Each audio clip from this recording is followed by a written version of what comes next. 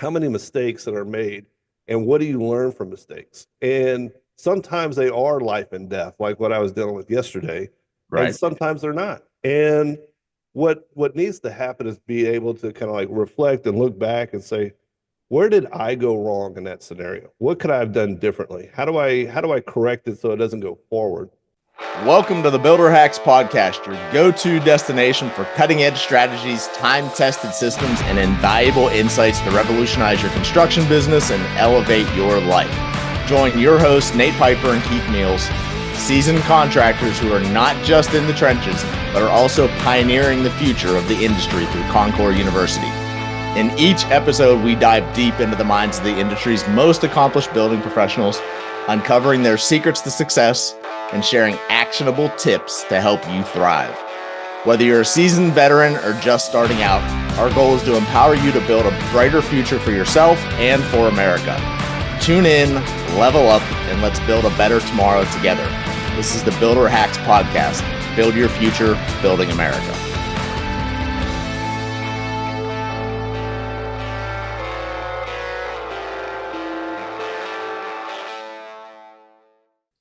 Mistakes. It's something that happens to all of us in our business life and our personal life. And it's one of the things, especially in construction, and as a business owner and entrepreneur, we can beat ourselves up about. There's always lessons to be learned, and that's always the way I go ahead and view things. And that's what I want to go ahead and dive into is what we can learn from challenges that pop up in our lives, the mistakes that show up, and how to move forward from that. That's really what you want to learn. So many different things to talk about on this one. So I'm going to let Nate go ahead and kick it off because he said that he had something that popped up that really brought this to the forefront. So we want to go ahead and find out what that is. So how he processed through that, what he's doing with it from there, and then we'll add some more pieces in. So this is going to be an awesome one. You get to hear how we deal with challenges, so which will be extremely important so for anyone in this industry to be able to go ahead and help with their processes. So Nate, it's all on you, babe. Well, thanks, Keith. Yeah, mistakes happen all the time. And, especially as business owners and business leaders, we're constantly making mistakes and making corrections and we're learning from mistakes. And nobody's perfect. And I think that's probably the biggest I'm aha perfect, Nate. moment. Yeah. But, I only know one person that was perfect in this world. Very And, true. Yeah. and so, I'll just leave it at that. But as we go through life, one of the things that I think is the greatest lesson to be learned are the mistakes that we make and the failures that kind of come up. And yesterday, I had a pretty hard emotional day that happened to me where, so I bought a piece of land and I've got some goats, and Mhm. it's kidding season, so they're having babies and everything else. And where I made a mistake was that I had a young goat and I didn't keep the pen corralled well enough one night 5 months ago, where the older goat kind of got in and you know had his thing and blah blah Mhm. blah. And here we are, 5 months later, we're having a baby. Well, Right. it got really complicated, and ultimately the mistake was that the young goat was too small and the old goat gave out a really big baby, and then it got stuck, and then lost both Mhm. the mama and the baby goat in one time. Uh, And it was an emotional, draining afternoon as I was dirty and on the floor and helping this animal just cry. And so, right.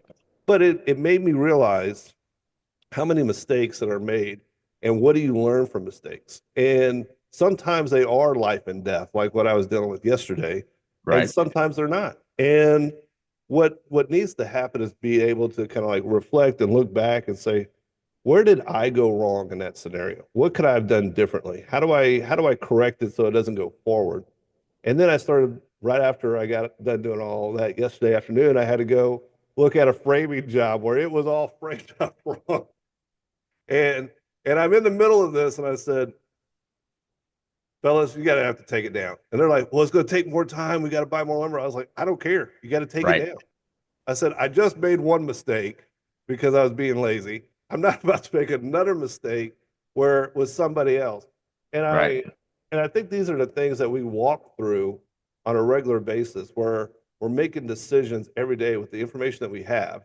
Mhm. and we're trying to do the best that we can most of the time. Sometimes Right. we get lazy and we decide that, hey, this will be good enough for now. But is it? And where do you fall into that line of when Y- to and when not to? that's always the like what you just said right now is the interesting piece, Nate. And it's like Yeah, one of the things that I've heard multiple of my business partners go ahead and say. And to me, there's only one way to do things. So is it good? Not yes, good enough. yeah, Good enough means that there was another level yeah, so that we could have hit. And that's what I look for. It's literally the question I ask whenever I go in. I'm like, are we good? That's the question every day to every business partner that's yeah, in there. So, and they realize that that's what, if the answer is anything but yes, so yeah, then it's all right, what do we need to do? Is it something I need to provide? Is it some direction I need to give? Is it materials I need to get here? What do we need to make this good? Well, because that's the only thing that I want. So whenever it comes down to it. And that's the challenges that you'll see, especially in this industry. yeah, Because you get, and especially because a lot of the guys, like a lot of the business partners that work for me, work for different other contractors. Like they work for me, but they work for other people too. sure. And everybody's level of what they expect can be very different. It's so true. It's like Mhm. everybody has these different layers. And the ones that you can find that have the high standards that no matter what aren't going to come down. It's irritating at some points, but other times it's great when you're having like a trade partner that you're working with, Mhm. and they are like, no, we're going to do it like this, and this is the only way that I'm going to do it. And here's Right. my standard, and I don't Mhm. care if you can do it another way. And sometimes it's irritating because you think that you can do it a better way, or you can have these different pieces. But it's that standard, that piece of pride that they have in their work Right. that you have to let them go and do that. And that's a huge piece is that knowing when it's someone being stubborn or when it's someone who has pride in what they're doing and they only got a certain way to do that. And I agree entirely. I mean, there's certain things that whenever I have a new subcontractor, new trade partner, so that comes in and starts working with us, I spend countless number of hours on the job site myself personally to make Mhm. sure that they understand so what it is. And I mean, essentially at that point, it's setting out what the vision is. It's being around to answer questions a lot of times because a lot of times they're truly just looking for feedback. Yeah, So is what they're looking for because they don't know what you expect. Most of them want, like you said, Nate, have the intention of wanting to do a good job. So, and yeah, if that's not defined specifically because they've got such moving targets everywhere else, it becomes hard for them to know what's expected here. Now, you get those trade partners who this is the level all the time. Like it's at this high level. They don't care where they are. This is what happens yeah, and it's good to have that. I do love business partners that way. The only challenge ever is if there's a new way. They're a little more rigid. So as yeah. far as They're going not, ahead they're and not going doing to the new move. way, They're not going to change. yes. Uh, I really like setting a high standard for these guys to follow. mhm. Um, a lot of it has to come down to prep work and being Right. cleanliness and being respectful of the property and all those things. And then I see it translate for them when they go to do work with other GCs or other Hmm. builders. And they realize that, oh, because I learned this high standard skill, this is where it kind of comes in. And they make mistakes. And part of this is like, as I'm thinking about it, the mistakes that they made, they need to be corrected, but they need to be corrected in a way that's positive. I think that's missed Right. too. It's like I don't ever come, well, I don't want to say ever. Sometimes most of the time, I'm right there with I, you most of I, the time. Yeah. most of the time, I don't go in kicking paint cans all over the ground and Right. That's yelling and just bigger screaming. mess to clean up. That's all that is. Yeah. So I try to come in and be like, let's have a conversation. Let's discuss why or why not we should do this or how to do it Right. or where to correct it. Kind of like yesterday when I was with the framer and I was just like, look, the angle's off and there you can't correct that. And before we put Hmm. any decking on this roof, you're going to correct that angle because Yep. we don't want backflow. We don't want to have a roof leak later on. Yeah. And he was like, oh, okay, I get it. I get it. He was just trying to move fast and quick on a Mhm. Saturday and yeah, it's just part It's of it. it's one of those pieces that happens. It's like it. whenever, like, one of the big stories I always remember, and this was one of the things I think I was telling Paige this the other day. So my I'm project manager. So I was like, I said, remember this part, Paige. I said, whenever I first started in this industry, I said I thought it would be a good thing for me to tell all of my business partners, do this like it was your grandma's home. So do the same work here that you would do at grandma's house. And I would tell people that, and then I'd come in and I'd see the job. I'm like, why do they leave my jobs this way?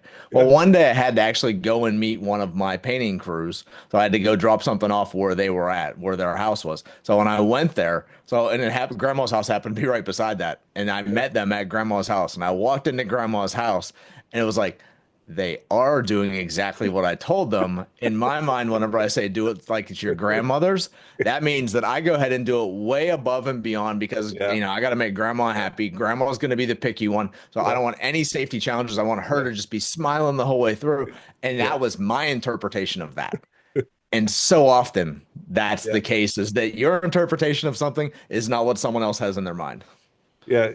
I think you and I had the same grandma where, you had that front room where it was a sitting room, but nothing got touched and nothing was out of place. And Exactly. we had plastic on the couches and, you know, Which is always fun to sit in the summertime when they didn't have any air conditioning. So yeah. yeah. Well, I used to say the same things where I say, like, look, you need to treat it like your grandma's house. You need to treat Yep. it like your mother's house. You need to treat it like a church cathedral. I mean, I'm Hmm. talking about clean, Right. respectful the whole way. And it was so funny to me that I got some of those same results, you Yeah. know. But I mean, and the big thing to look at, and like one of the things we look at. So, Nate, what's your process whenever that happens? So, I think this is key for everyone who's listening. Whenever you Yeah. walk into, let's say, that framing job, because that's the example that you brought up. So, what goes through your mind? How do you process through that? How do you go ahead and communicate with your team? So, what are those steps that you walk through to make it productive, as opposed to you just Yeah. turning into a raving lunatic? Well, so like yesterday, I got on site. Number one, I was happy to see the guys there because when I Mm-hmm. got there, it was probably 6 p.m. Mm-hmm. And they were still there, but they were starting to wrap it up. This time of year, sun's going down about 7:15 ish, Mm-hmm. so they were getting ready to finish up the day, Yep. Right. and I just kind of walked up. I didn't really talk to anybody. I just kind of like walked around the edges, and I'm looking and I'm observing kind of like what had been done since the Mm-hmm. last time I'd been there, which had been yesterday after the day before afternoon. And I was just like, man, something just doesn't look right. And I started Mm-hmm. looking at it. And I was like, man, something's off. I couldn't describe it. And this is what you get when you become a project manager. You start to see like these little bitty imperfections and things, Yeah. especially over time. And you've been seeing a lot of them. And I was like, man, something's off. I don't know. And then I started saying like, man, it looks wonky. It's not level. It's not running like I think it should. And so I looked at it a few more times, and then I called over the lead trade partner that I'm working with on a regular basis, and I called him over, and we started looking at it. And I said, "What? That looks off. What's wrong with that?" He was like, Mm-hmm. "Oh no, it looks good. It looks good. Everything's okay." And I was like, "No, something's off." I said, "Do you have a level?" And he was like, "Oh, maybe." And I said, "Go get your level out of the van. Let's get it. Let's get." you know. And he was, Maybe if you ever have a framer and they say they might have a level, so yeah. they better have a level. So, Yeah, that's what I knew. He didn't want to get up there. It's the end of the yep. day, and he's like, "Oh man." And so he went and got the level, and when we put it on there, and I could tell him, I was like, "Look, it's not. We don't have the right pitch." Right. And he was like, "Well, but it's going to be okay. We put extra flash in. Everything's going to be." I'm like, "No, no, because this is going to be a tall gable, Hmm. and so I got a tall gable here, then I got a small one underneath it inside, and my big gable is offset, and my small gable is offset on the inside, and they're just off, and nobody will ever notice it, but I increase my chances of having it where it ties into the roof behind the chimney. It could leak. And Yeah. so we're having this, and I was like, well, you didn't put a cricket behind if you guys don't know what Hmm. a cricket is a little small like peak that goes behind the chimney to kind of be able to create a diverting of water so it doesn't just run up on the back. Anyways, and I was like, you know, we don't have a cricket, the angle's off. Hmm.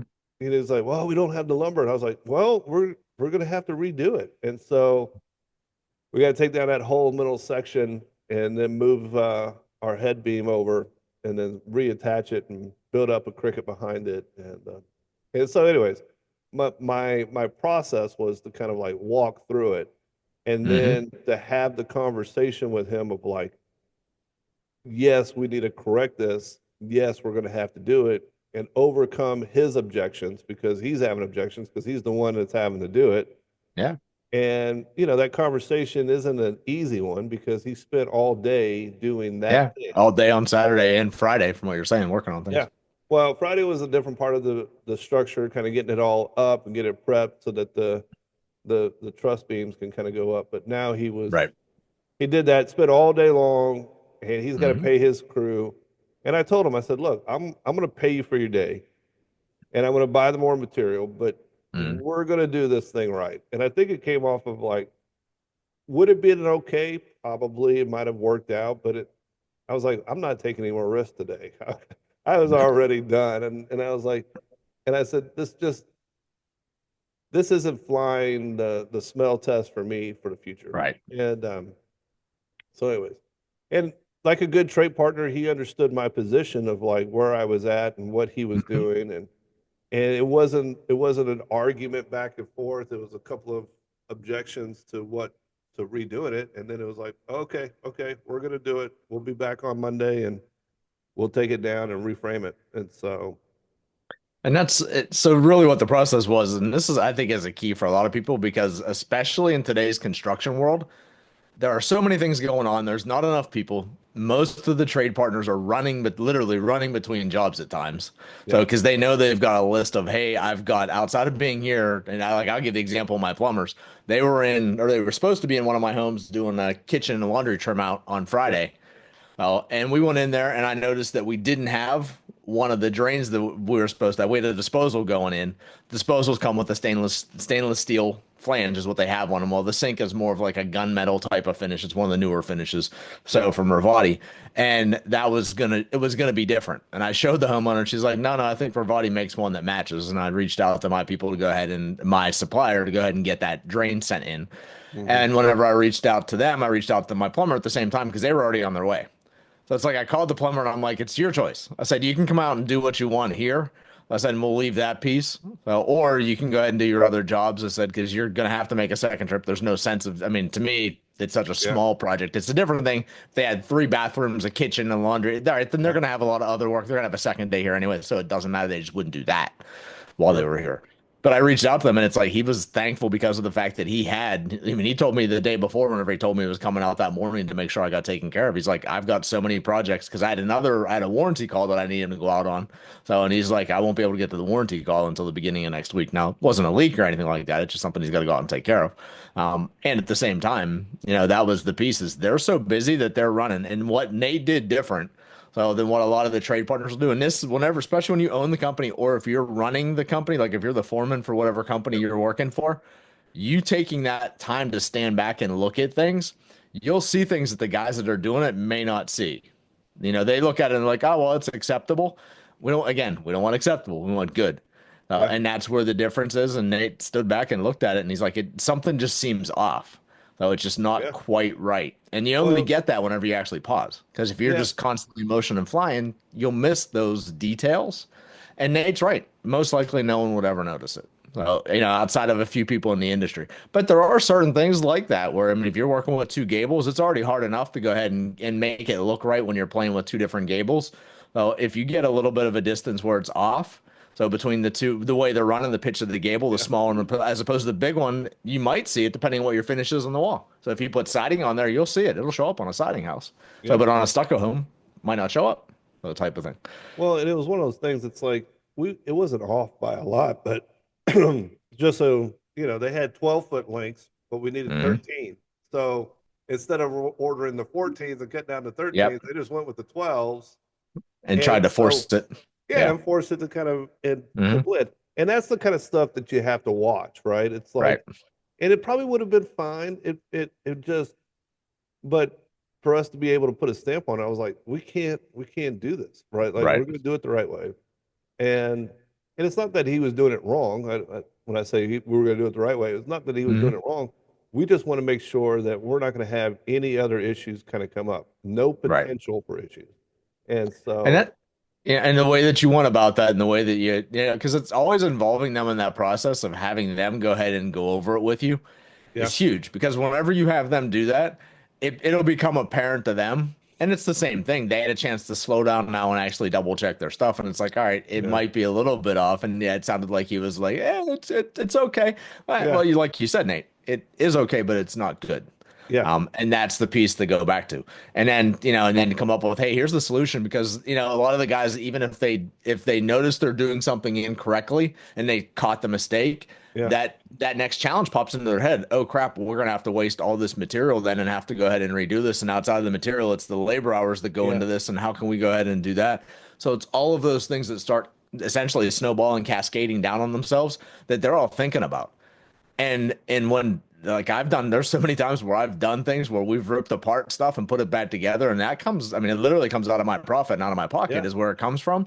And the name for the company, the branding for the company is much more important. So than that little bit of money, which is what it typically is, when you look at the grand scheme of things.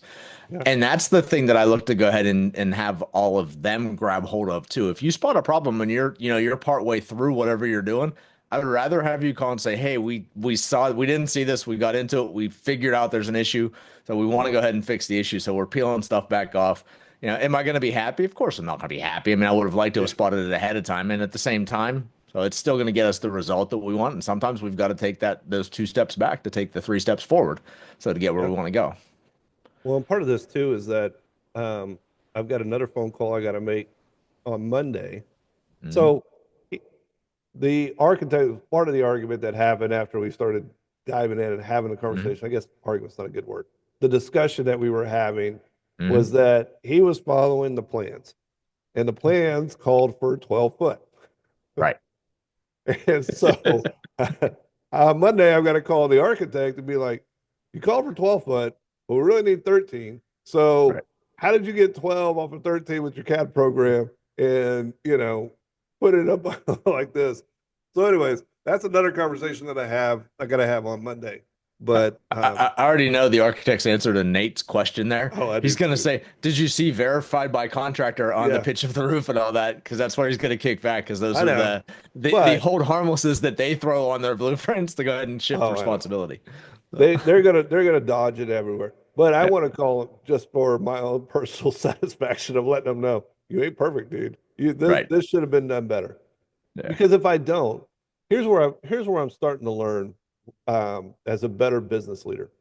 If I don't address and call out everybody in this Hmm. process of this mistake, then they just go on through life thinking, oh, Yeah. everything is okay. I did a good job. There is Hmm. nothing that I need to improve on. There's nothing that needs Yeah. to You be need to do talked anything about. differently. Everything works out the way we're And doing then the the process next right guy, now. and the Keep doing it. next Yeah. guy, and the next guy Yeah. after it. It has become my duty, my responsibility to at least bring it up and have the conversation and be like, look here, Mr. Architect, Hmm. I understand you're not going to take responsibility, but I want you to know that Hmm. in this process, in this project, you put on the plans 12 foot long. That wasn't what we discussed of where that center line is. You should have Right. put 13, and Right. we were shorter foot. And I have, he's not going to take responsibility. We already know that. But it's my duty to be able to call him out on that and to be Hmm. say that. So maybe the next time that he's dealing with another GC or he's dealing with another potential project, that he might look at it at least twice, right? Instead of just like, Hmm. oh, okay, that's good. That's literally what you're looking for is they pay attention to it in the future. Because right now there's nothing you can do about it going Nothing. backwards. So Yeah, it's just a loss for me. It's a loss for my framer right. because like you were talking about, he's got other Mhm. projects lined up and he's trying to Yep. get through this so he can get to those. One of the reasons why I was working on a Saturday because you figured he'd probably be somewhere else on Monday. So And I haven't gone by there. He might even be working today, you right.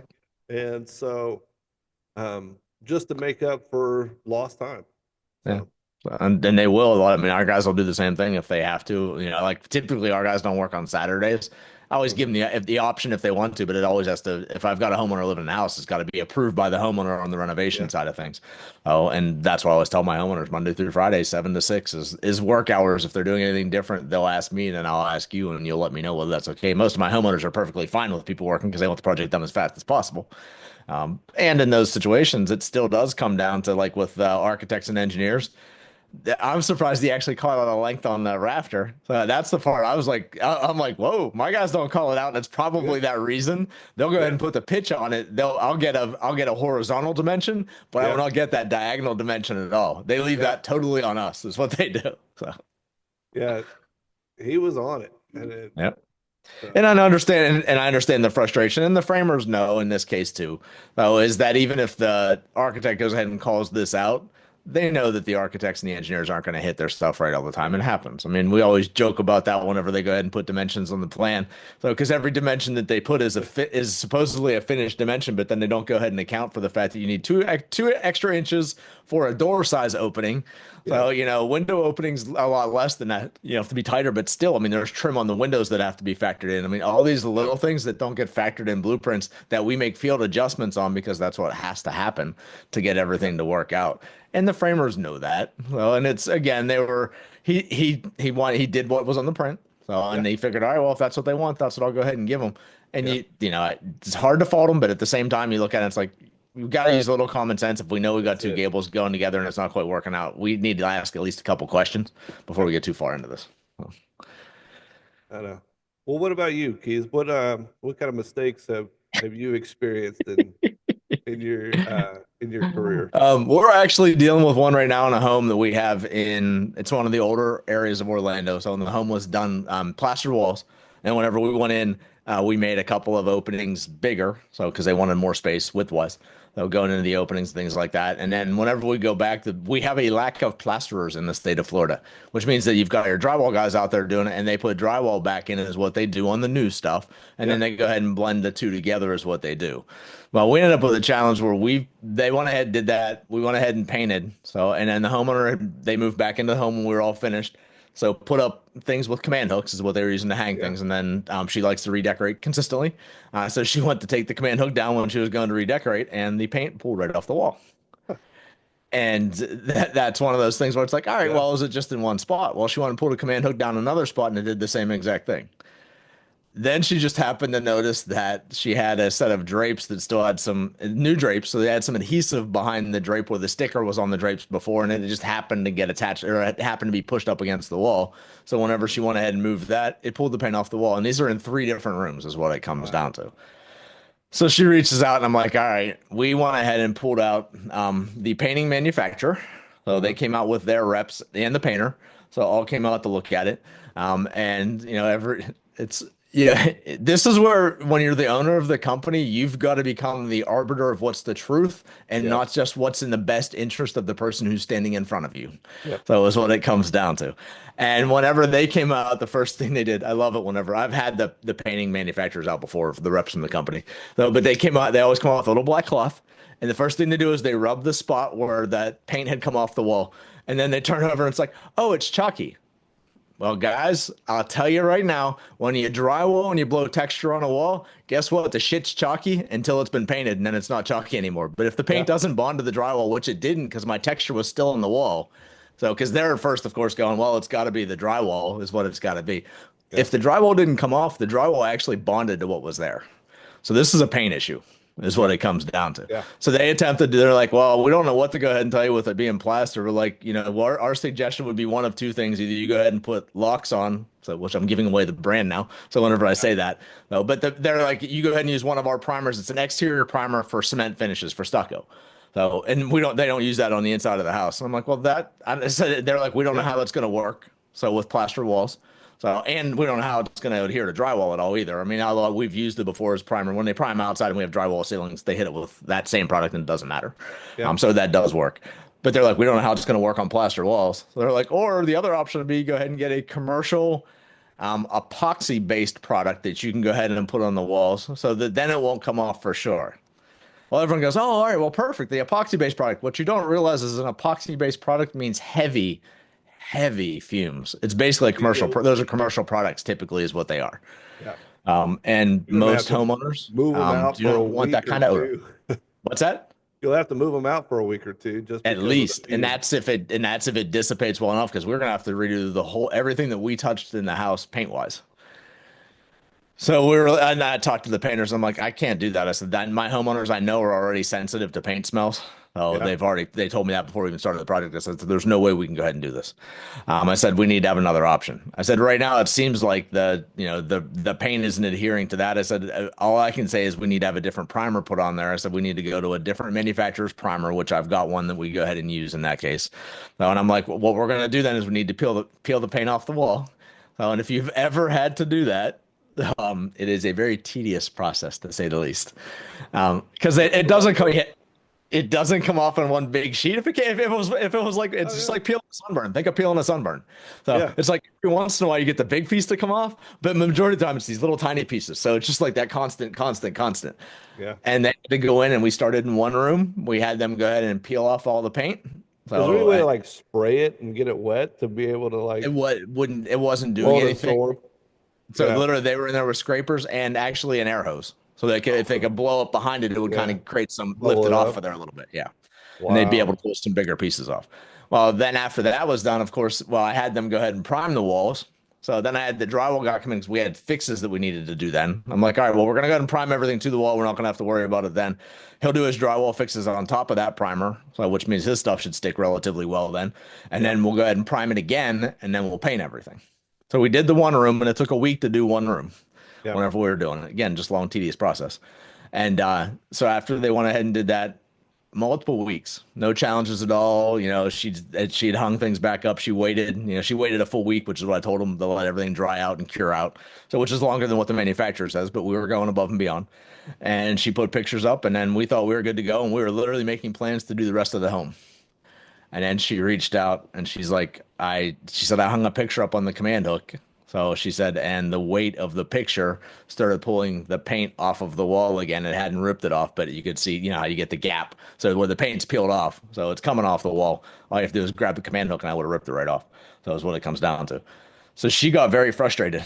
So at that point, Bet. Bet. she was already frustrated. She was going to have to move out of the home again for the most effective way to do this for the whole house, as opposed to doing it room by room, which I totally agreed with. We were going to get done a lot faster that way.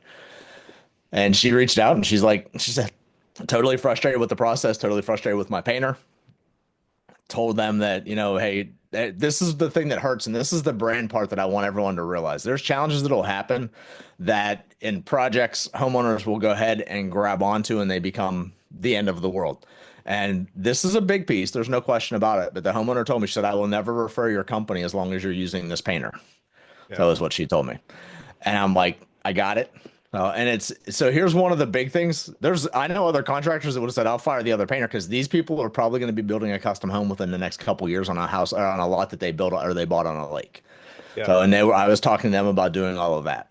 So a lot of people would have said, well, we'll fire the painter, we'll bring somebody else in immediately. I'm very loyal to the teams that I've got as Yeah. long as they've been doing their jobs correctly all this time. When there's a challenge like this that pops up, this is literally something we've never had happen in all the other plaster homes, renovations, and things like that we've done.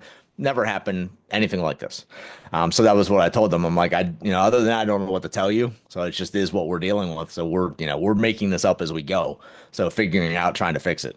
And she said, I don't want to see your painter back in the house again. She said, I'm going to go ahead and bring in other painters and we're going to have to talk some kind of concession.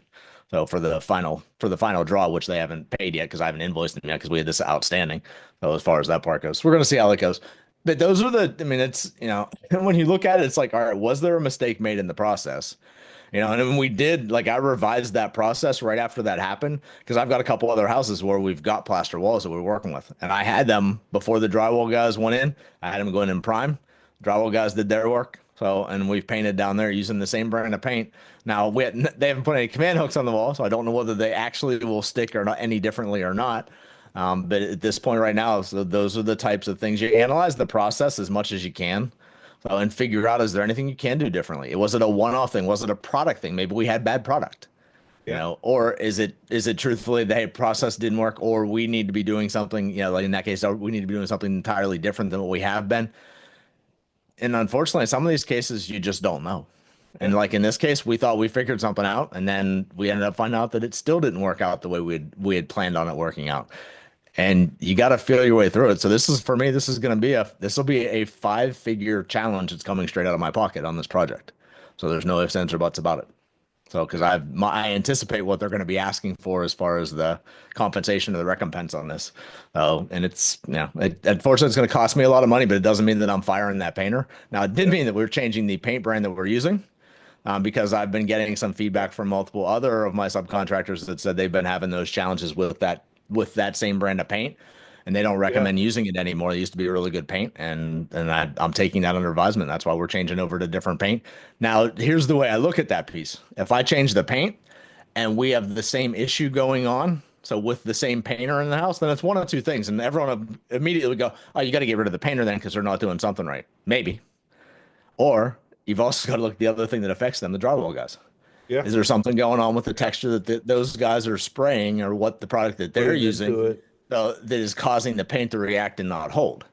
So, and that's the part that we'll go ahead and look at. So if this happens again in a home with the new paint brand and the same painters, that becomes my choice at that point. So of which one of these things is going on. So hopefully it doesn't for either of them. So, but it's the analyzing a piece, making the best decision you can. There's not necessarily a right or a wrong. And we attempted to do what we could to resolve the challenge for the homeowner, Hmm. and all the crews were participating, and they were all going. Either way, I was going to be out 5 figures on this. So because of the fact that I was going to have to pay the drywall guys to be back in there, because as far as I know, they didn't do anything wrong. So Yeah. they're gonna have to come in and be skimming and texturing and everything throughout the job again whenever we were doing it. So, and I had told the painters because I truly didn't think it was the painter's issue. So that I was going to go ahead and at least work with them on their invoice. I wasn't going to pay full price, and the painting manufacturer was going to go ahead and take care of the product. So they weren't at least going to have to pay for product, which was good. So, but those it's a business where you've got to go ahead and work with the members, because if you don't, you just turn into the raving lunatic. You could actually end up losing some really good business partners. And that's something that can take something to learn. I'll tell you, I'll be the first person to admit I can go from 0 to 100. So in about zero point 0.2 seconds, whenever it comes to emotion, Yeah. and gaining that ability to capture that before you let it out. So is definitely part of your growth as an adult, period, but as a business owner, especially because so much more of it, I take it very personal with what happens with my business because it's my name on the line is the way I look Yeah. at that. I And think the I biggest, I like that, and I like the fact that all the guys that work for me look at it the same way. The painter was upset, so he yeah, didn't. I mean, he apologized to me multiple times, but it's like, what did he do wrong? I mean, he followed all the steps that I know. They primed the walls originally whenever they did it, so it's like we don't know where the issue came in, and we're just attempting to remedy what it was. what's the biggest takeaway that you've got um, with dealing with the homeowner from this experience? From this one, Yeah. well, actually, the biggest takeaway comes what we're going to start doing on this one too, because the drywall guy typically recommends this whenever we come in with the plaster houses. So is as opposed to going ahead and mixing. So meaning like we've got a wall that's partially plastered that we don't have to touch. Yeah. And then part of it we've got to go ahead and do something, and we're gonna have to go ahead and frame it back in and drywall it back together. From now on, all the plaster gets stripped. Yeah. Is what it that and I know it costs the homeowner more, is what it comes down to, but I can guarantee my finish when that happens. And Yeah. that's the piece that I look at, because in this case, a lot of times you'll make decisions based on, all right, well, I'm trying to do the best thing for the homeowner, which in this case was holding costs down. Well, the best thing for the homeowner tip actually would have been strip all the plaster off, drywall the wall. If they'd have been back in the same amount of time, we wouldn't be having the issues that we're having with the paint. Yeah.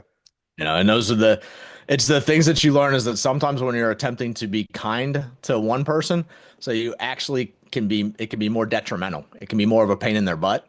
So, which Yeah. in this case is exactly what it's turned into, and it's coming back and biting me in the butt.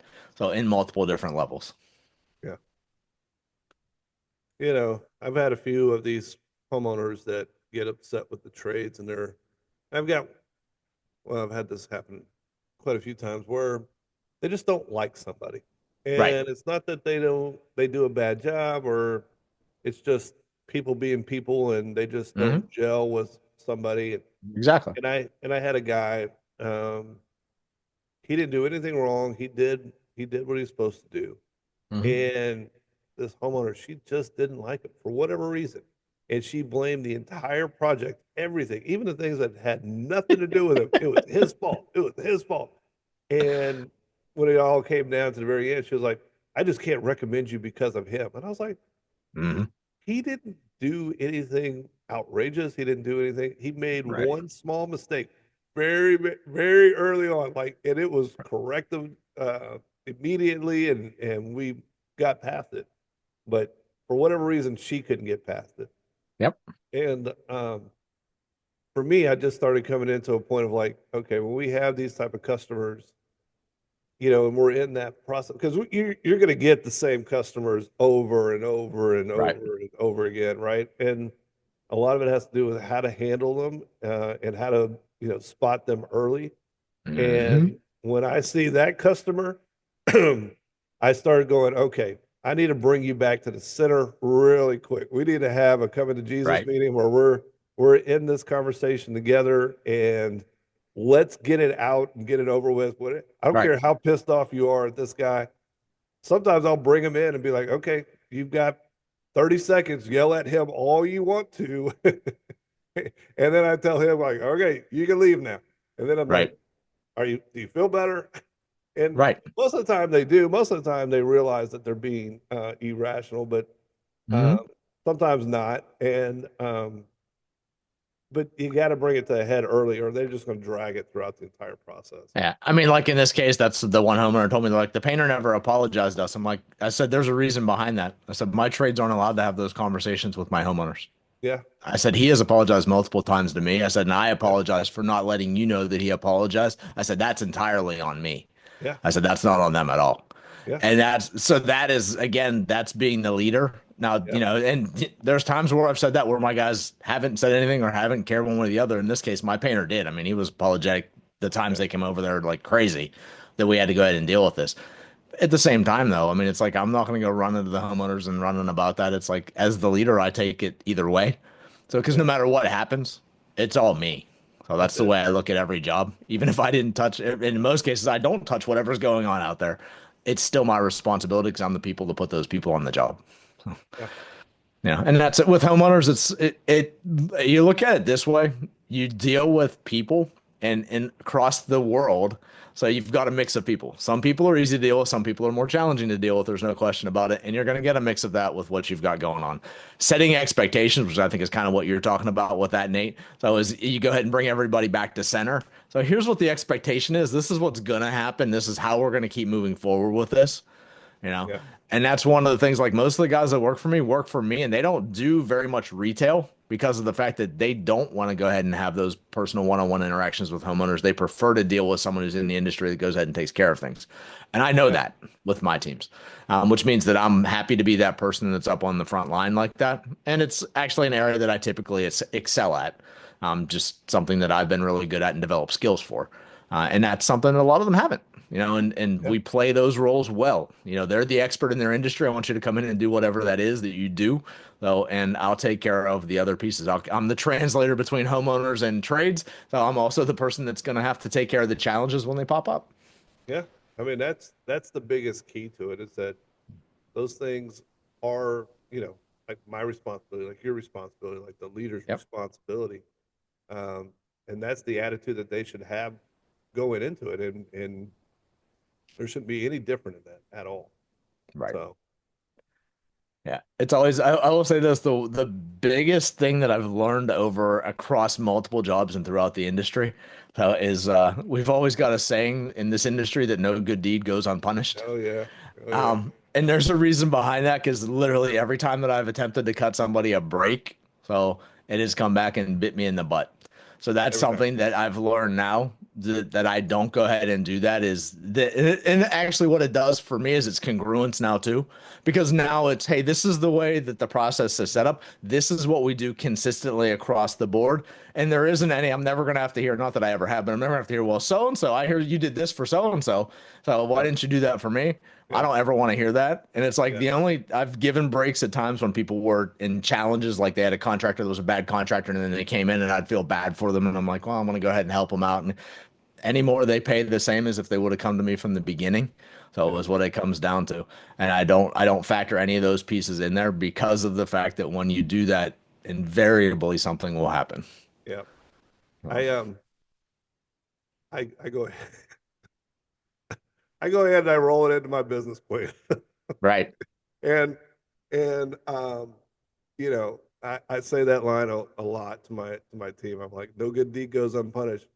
And I Hmm. said, well, we're still going to be kind to people. We're still going to, you know, Right. do what's right. And when it Mhm. happens, we're going to say, thank you, sir. May I have another? I don't know what it is about that movie. So when I was a kid, I watched Animal You can House. tell Nate went to college. So I, I watched Animal House a lot as a kid, yeah. right? Like it was one of those things where it just kind of, and it was one of my favorite movies.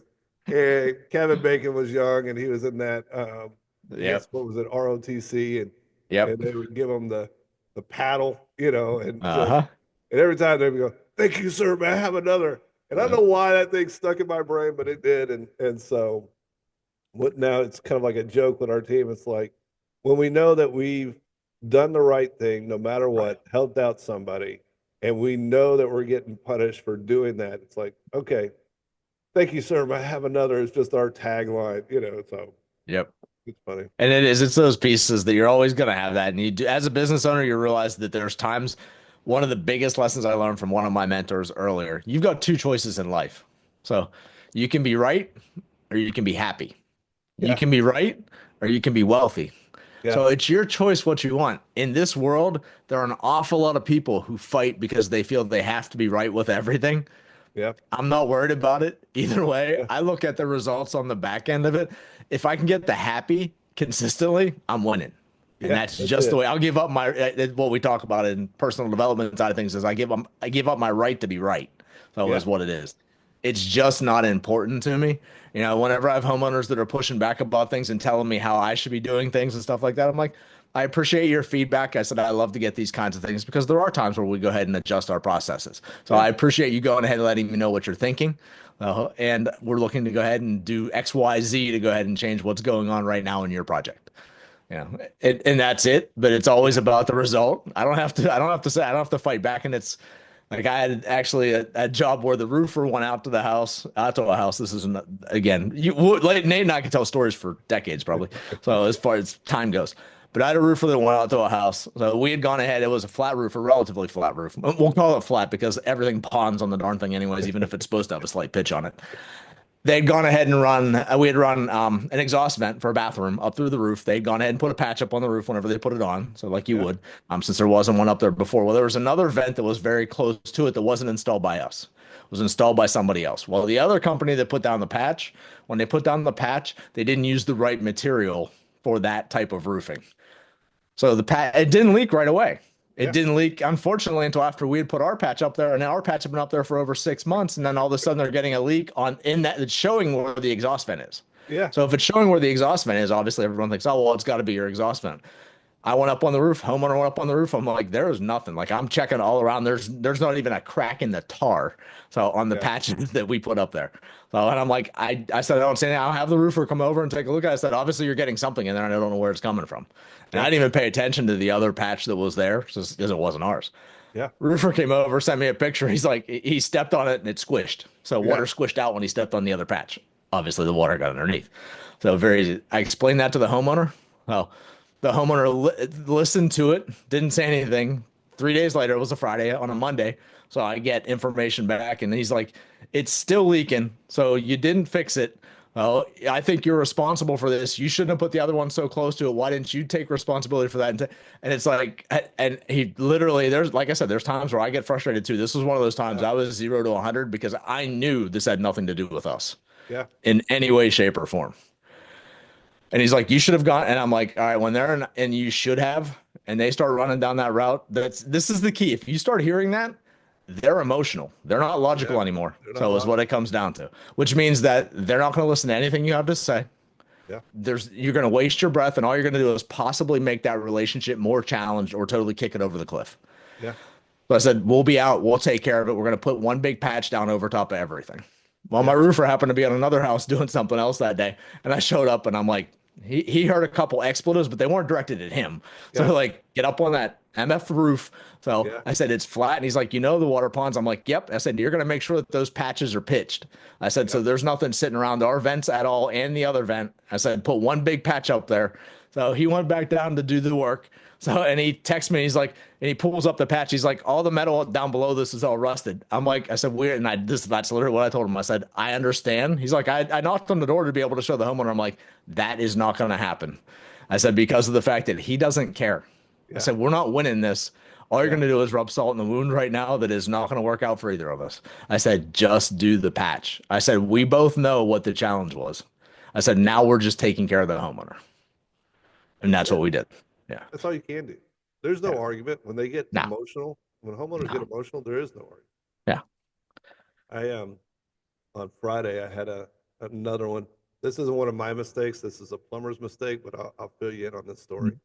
So I got called in as a environmental specialist to kind of help figure out what this smell is that's going on inside of this home 6 months old, and the customer's been smelling this sewer gas smell Hmm. since the walkthrough that happened 5 days before they closed, Hmm. and the builder's been trying to, fix it, and they called the Hmm. plumber out 9 times, and of course, the plumber is always, trying to divert it, or it's not his problem. Hmm.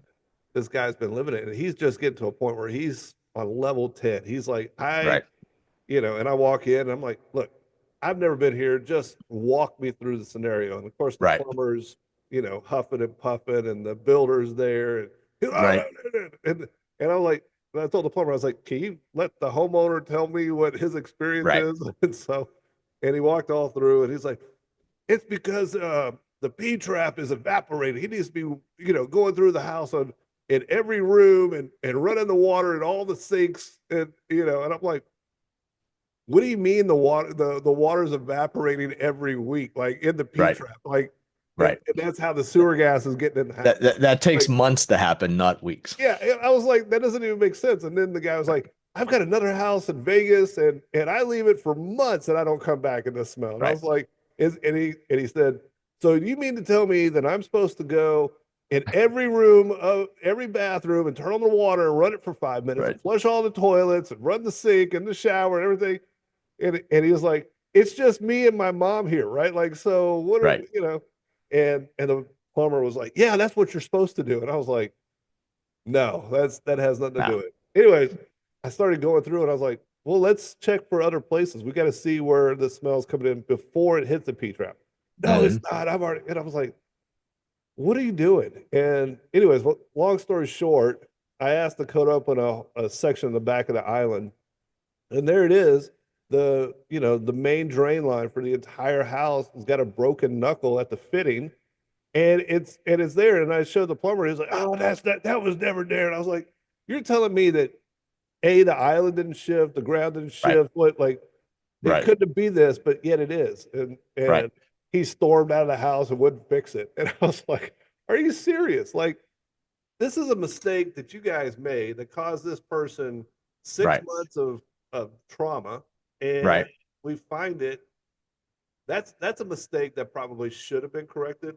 And Hmm. the other part of that is, instead of the owner or a high-ranking person of the plumbing company, they just had their senior technician go, and the senior technician didn't handle that situation properly. Right. And so, It's for those cases, it's always a key that if you own the company or you work for a company, you want to have someone who's good at handling those because that yeah, isn't everybody's skill. it's There's not. no question about it. I mean, I've got lots of guys that work for me, lots of ladies that work for me that are awesome at what they do. You don't want them going ahead and having any kind of challenging conversation with the homeowner where there might be some emotion because again, a lot of the people in the industry are very proud of their work and they're thinking Yeah. that there's no way. But when you've got an issue like that, it's Mhm. all right. Well, there's something happening. This is obviously a plumbing challenge in some way, shape, or form. We've got to identify where it's at and solve it. Because if you go ahead and take the answer that he gave about the P trap, Yeah. so and having to run around and do that all the time, which is obviously way above and beyond, because most people know that they've lived in houses. You go away on vacation for a week, you don't come home to your house smelling like the sewer. So Yeah. whenever you get back, that doesn't happen typically. But that person wasn't the right person to have in there, and there's nothing wrong with that. It's Yeah. just be aware and have the right person in there that can handle it, that doesn't take it personally, or even if they are taking it personally, is able to control the emotional aspect of it from their end and be looking out for how do we solve this challenge. Yeah.